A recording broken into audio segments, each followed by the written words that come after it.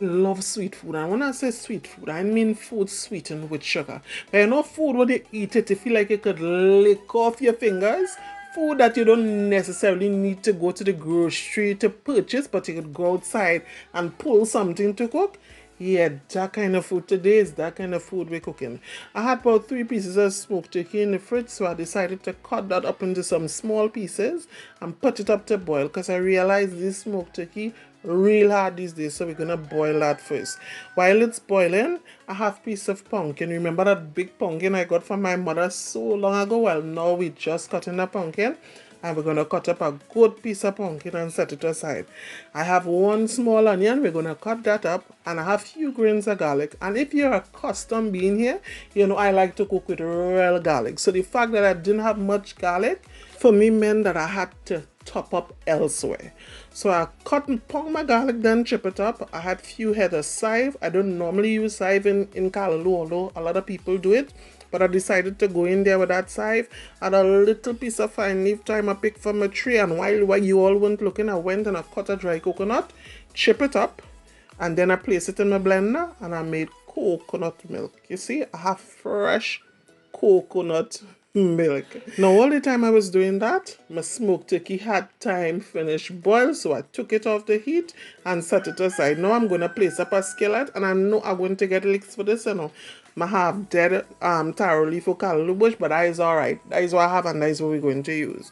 So to my skillet, I place in some oil, I put in some of the garlic and the onion, and then I place in my cut taro leaves. And you all see how small I like to cut up my dashing leaf. We're going to turn that up a bit, and then we're going to put in our pumpkin. Now we're going to place some salt on the pumpkin. Please know that you could have put in the pumpkin while you were sauteing the the aromatics. And that smoked turkey boiled, we're going to put that in right there and add that fresh coconut juice. You all could smell that. Look, the rest of the seasoning, we're placing it in there. And I made sure and left back some of that garlic for that time there as well. And I'm going in with some cinnamon powder, some complete seasoning, and some nutmeg. Now, normally when I'm making callaloo, I do use complete seasoning and all of that. But you know, when I do have the fresh seasonings that I want, I just have to improvise. So we're going to lower the heat and cover that down there and leave it to cook up. In the meanwhile, I add this whole bunch of figs. Somebody say hallelujah. So I go in and peel about 4 minutes, 4 to 5. I can't remember, or probably 6. We peel it by cutting off the both ends, and then we're going to place a slit right down the center, and we're going to use our hands to pry open the fig, or to remove the skin from on the fig, just like that. And you may want to grease your hands if you mind your hands looking kind of dark after. But for me, I had so many things to do after that, I knew it would have, the stain would have come out. So we're going to wash that fig, and then we're going to come in with our grater. Now you could probably put this in a blender if you wish, but I have this big, nice, sharp grater, so we're going to use it. I grated all the fig, and you would realize that the color changes. It's normal. It's not because the fig was dirty. That is normal. So we're going to take all of that fig out from there, and in this pan here I'm going to place that fig into it, or basin, or whatever you want to call it, and I'm going to put some flour in there, and we're going to mix that fig with the flour. Now you could put in some salt at that point. I didn't put any.